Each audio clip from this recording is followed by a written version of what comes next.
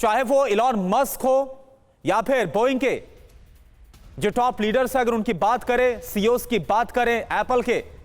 अगर बात करें, सीईओ की बात करें, तो वो सभी यहां पर पहुंचे हुए हैं। यानी कि एजेंडे में जो रियल बिजनेस है वो भी कितनी प्रमुखता के साथ हो सकता है, वो ये तस्वीरें देखकर साफ अंदाजा लगाया जा सकता है। हालांकि इसके अलावा जो जियोपॉलिटिकल जो मुद्दे हैं, जो वॉर इश्यूज हैं, फिर चाहे वो ईरान हो या फिर यूक्रेन का मसला हो, इसको लेकर भी चर्चा हो सकती है। और मनीष इस वक्त हमारे साथ जुड़े हुए हैं। मनीष, ये जो तस्वीरें हैं दोनों लीडर्स का साथ साथ चलना, और बीते 10 साल में हमने देखा कि दोनों देशों के बीच जो रिश्ते हैं कितने ज्यादा खराब हुए, इन तस्वीरों को आप कैसे डिस्क्राइब करेंगे, पहले ये बताइए। देखिए, सबसे पहले तो इन तस्वीरों में आप देखिए कि कितने विशाल तरीके,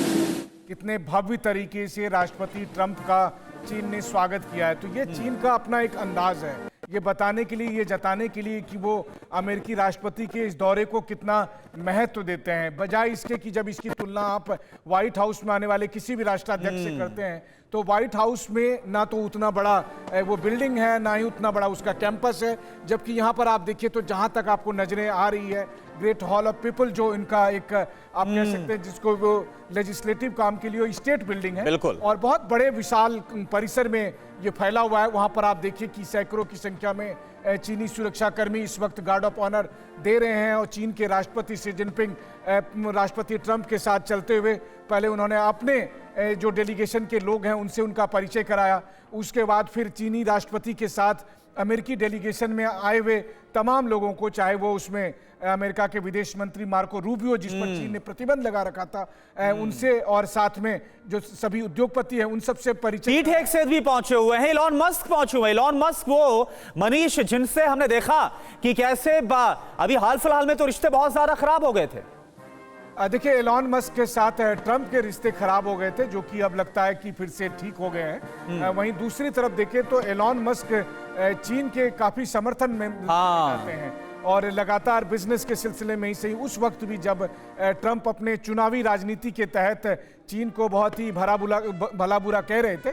उस वक्त भी एलॉन मस्क चीन के प्रति नरम रुख अपना अख्तियार किए हुए थे। जाहिर है, चाहे वो एप्पल के सीईओ हों या फिर एलॉन मस्क हों, उनको धंधा करना है और उनको पता है कि चीन में अपॉर्चुनिटी है, चीन एक बड़ा मार्केट है, तो ऐसी स्थिति में वो चीन को क्यों नाराज करना चाहिए। और अच्छा मनीष, एक बात बताइए, ये जो तस्वीर है, क्योंकि जिसका आपने भी जिक्र किया, बहुत ही ऐतिहासिक और ये अहम इमारत है जो कि ग्रेट हॉल ऑफ पीपल है, और यहाँ पर तमाम जो वर्ल्ड डिग्निटरीज हैं, तमाम जो वर्ल्ड लीडर्स, उनका इससे पहले भी स्वागत किया गया है, और एक बार फिर से यहाँ पर स्वागत किया जा रहा है डोनाल्ड ट्रंप का भी। लेकिन इससे पहले भी डोनाल्ड ट्रंप ही नहीं, क्योंकि डोनाल्ड ट्रंप तो दूसरी बार जा रहे हैं अपने सेकेंड टर्म में, इससे पहले चाहे जॉर्ज डब्ल्यू बुश की बात करें, बराक ओबामा की बात करें, कई ऐसे जो राष्ट्रपति हैं जो जा चुके हैं चीन। लेकिन इसके बाद हमने देखा कि उसके बावजूद भी चीन और जो अमेरिका के रिश्ते हैं वो कितने ज्यादा खराब और बुरे दौर से गुजरे हैं। क्या ये तस्वीरें और ये दौरा एक नए अध्याय की शुरुआत कर सकता है, या ज्यादा उम्मीद ना की जाए?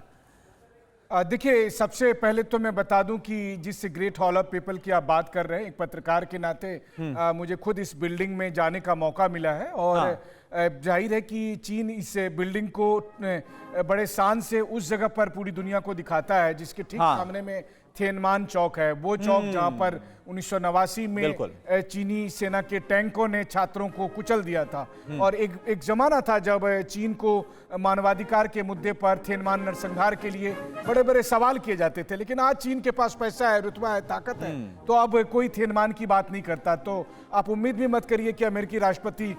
ये कहेंगे कि मैं जहां पर खड़ा हूं यहीं पर आपने मानवाधिकार की हत्या की थी। तो ये सब बात तो वो कहने से रहे, बल्कि अब तो ट्रंप तिब्बत का भी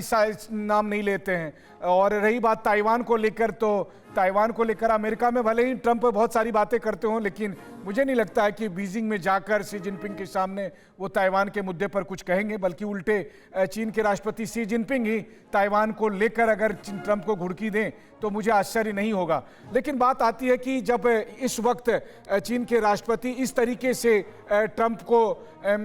इस तरह से उनका भव्य स्वागत कर रहे हैं, तो ट्रंप मन ही मन खुश हो रहे हैं, गदगद हो रहे हैं। उनको लगता होगा देखो देखो अमेरिका में तो बहुत मेरी आलोचना होती है, बड़ी खिंचाई होती है, और यहाँ मेरा कितना भव्य स्वागत करते हैं। और आप यकीन मानिए कि अभी जो सोशल मीडिया पर पोस्ट आएगा ट्रंप का, उसमें सबसे पहले वो इसी बात की तारीफ करेंगे कि उनका कितना भव्य तरीके से यहाँ पर जो है सो स्वागत किया गया। मैं आपको एक बात और बता दूं, अगर आप तुलना करें तो केवल भारत में राष्ट्रपति भवन ही एकमात्र इस तरह का परिसर है जहां किसी भी राष्ट्राध्यक्ष के स्वागत के लिए इस तरह के अरेंजमेंट होते हैं। वरना व्हाइट हाउस में तो इसका 1/10 भी नहीं है। हाँ। पर कि आप दिखा सके कि किसी राष्ट्राध्यक्ष के आने से इस तरह का उनकी आगवानी की गई है, स्वागत किया गया। तो आप सोचिए जब इन दृश्यों को ट्रंप देख रहे हैं, ठीक इसके उलट कि जहां अमेरिका में उनसे तमाम तरह के सवाल जवाब हो रहे हो, उसके ठीक उलट अगर इस तरह से बच्चियां जो है सो उनके स्वागत में लगातार यहाँ पर इस तरह से आगवानी कर रहे हैं, गर्मजोशी में नृत्य करते हुए या फिर नारे लगाते हुए या झंडे लहराते हुए, तो ट्रंप मन ही मन कितने खुश हो रहे हैं। ट्रंप को और क्या चाहिए?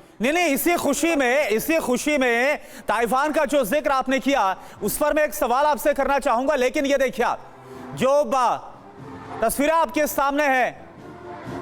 ग्रेट हॉल ऑफ पीपल, जो कि ऐतिहासिक इमारत है, और यहाँ पर डोनाल्ड ट्रंप का किस तरह से जो बच्चे हैं, चीन के स्कूली बच्चे हैं, वो उनका स्वागत कर रहे हैं। और जैसा कि मनीष बोल रहे थे, ये सब कुछ देखकर डोनाल्ड ट्रंप काफी गदगद नजर आ रहे हैं।